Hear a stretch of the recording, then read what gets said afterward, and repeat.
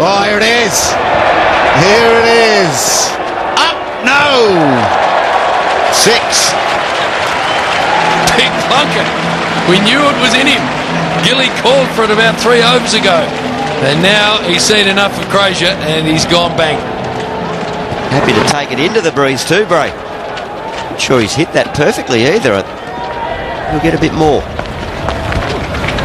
No! Can get a bit more on it, I think, and it's just going to be interesting to see now if they follow through with the attack mode.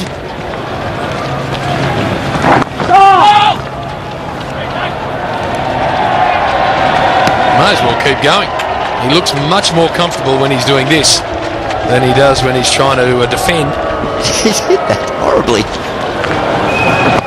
There's the same edge coming into play. Safe. Will it spin past? No, it does nothing. It plugs nicely. But that's right, that was an edge for 6. Sorry, I was going to say he hit it slightly better than he hit that one just there, but he's hit it well enough to get 6 for it. Just love to see what happens when he gets it right in the middle of the bat. Nice bowling.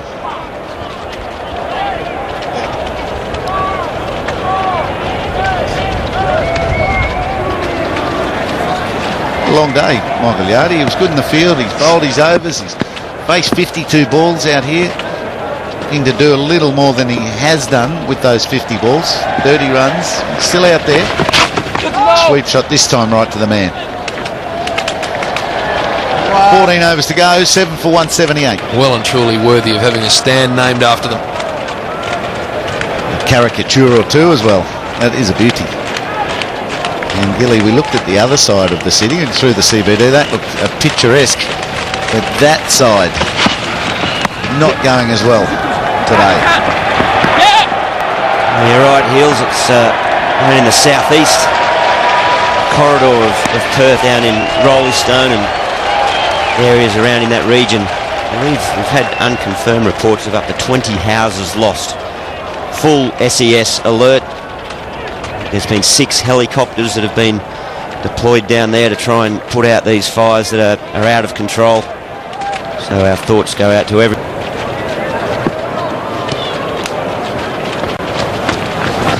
Sweep shot, punch, sweep, straight to the man out on the fence. There's pressure on, and Voges is moving quite slow at the moment too, so maybe he's stiff as a board from his magnificent batting innings. 7 for 190. Been an awful break. It's taken him a long time to get back keeping again, just practicing his keeping, and it's well bandaged. That'll be 4. Nicely played, backed away, gave himself the room, and Bollinger pitched it too short. He cops the punishment. Yeah, very good shot.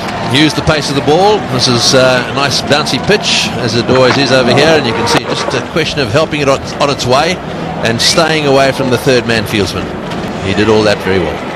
Yeah, they've got to be careful here, Australia. England, they've got a little bit of a sniff. They're not out of it. 82 from 62. Batting power play, plenty of room in the air, plenty of gaps.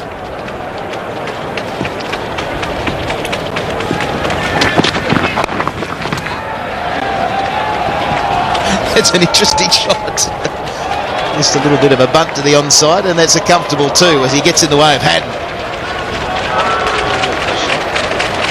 Well, he's got the Watusis going.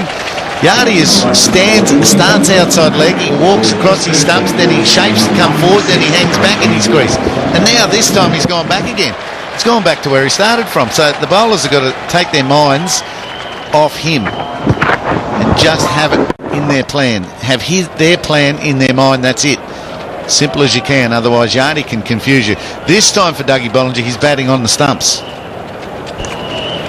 He's the highest scorer now, Yardy, with 44. No! And it follows him, no run. 40 overs completed. England 7 for 200.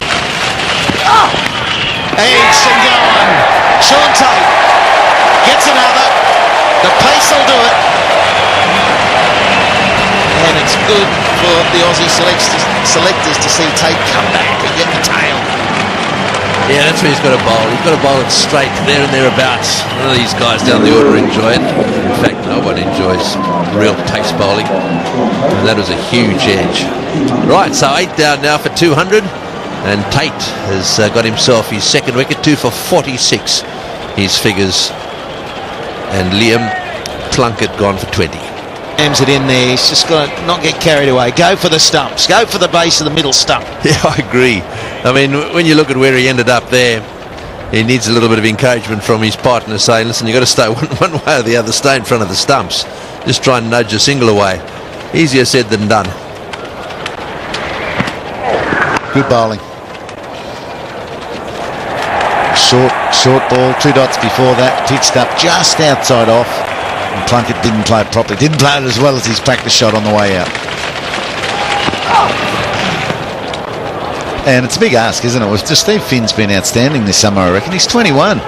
He's only a couple of years out of the under-19s, as I mentioned the other night. He smashed Australia to all parts the other night. That's Plunkett getting out. So Finn had a little discussion with Yardy to see how he was feeling, and he looks a pretty cool customer to me, Steve Finn. I hope he can hold that body, that long frame of his together as it adds to its musculature, and he becomes a really dominant bowler around the world. Very much like Kirtley. And that's the place to bowl. Terrific stuff from Sean Tate. Very full. Finn was backing away almost to the point where he was never going to lay back and ball, and now England are 9 down. Yeah, exactly the right way to bowl to a lower batsman who's a little bit jittery. That was fast and right at leg stump, and look where he ended up. Way out of line. So another one down. England 9 for 200. And Finn, unfortunately, is accompanied off the ground by Downs.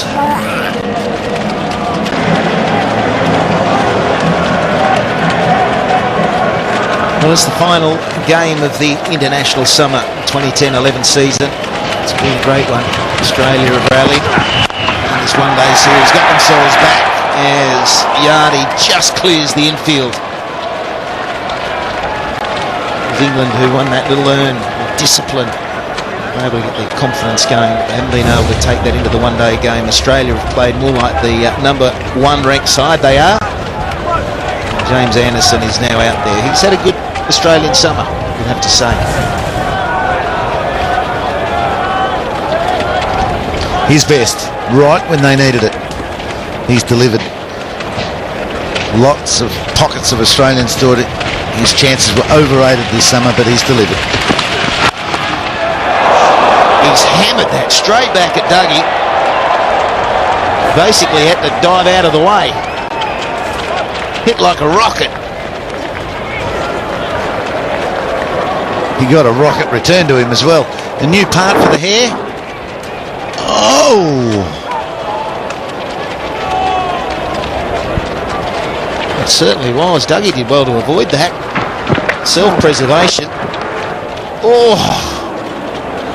Passed him in no time. That could have been dangerous. Fraser was on the ring and he struggled with it. That'll be 4, it'll be wide, it'll be 4 of them. It might have just clipped something on the way through actually, so it's 4 off the bat, and that'll be 50 for Michael Yardy. He's a workman-like cricketer, isn't he? There he is, 52 off 68 deliveries, 3 4s in his knock. All he needed was someone to hang around with him. Now he's opening up. Dougie Bollinger could do worse than practice this scenario. He's bowling too short to Yardy. I guess that the ball before was full. It came rocketing back at him. You can see why he tried to dig it in a touch, but this is a decent practice session for him coming into the World Cup. And hammered, that'll be 6 all the way. It was the angle from Bollinger. He swiveled with it beautifully, Yardy. And that's all she wrote. Oh, wonderful shot. That's the long boundary down there, and he certainly got onto this. He doesn't mind it short. You're dead right, Ian Healy. Better off up and straight. Australia have got to learn that in these latter overs in one-day international cricket, it's got to be right up there and straight.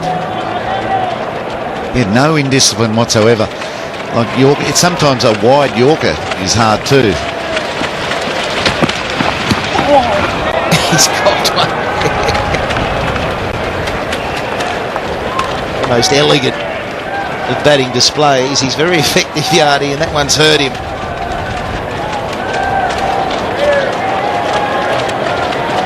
Look at the distance on that 81 metres.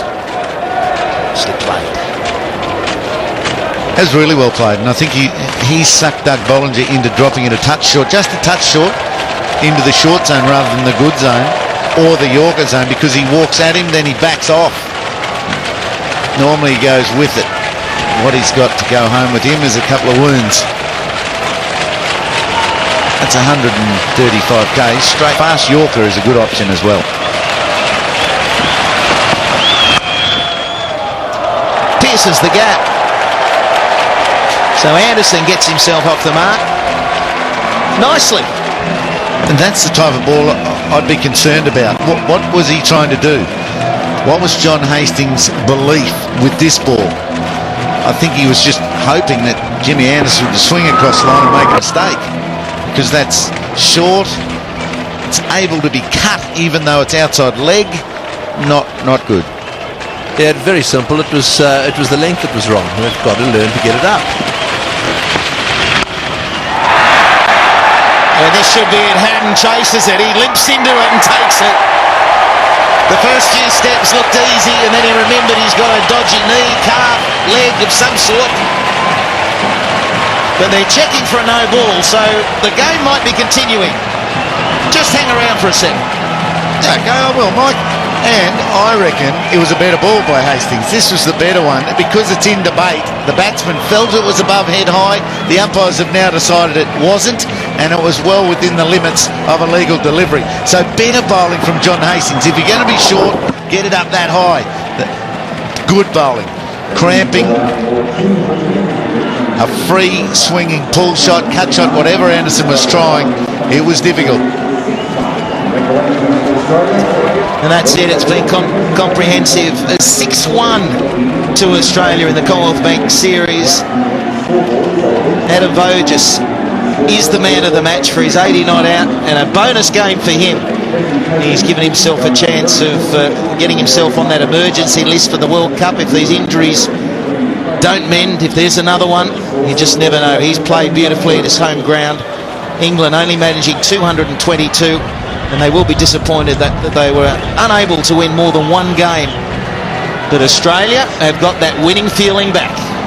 They certainly have. 6-1, that is a whipping. Just like the Ashes was a whipping to England. So a good bounce back by Australia. They've now go into the World Cup with high expectations. England have brought down their expectations of performing well in the World Cup. Well, that's it. It's a big thank you to all our hard-working people on the coverage, as well as you for watching.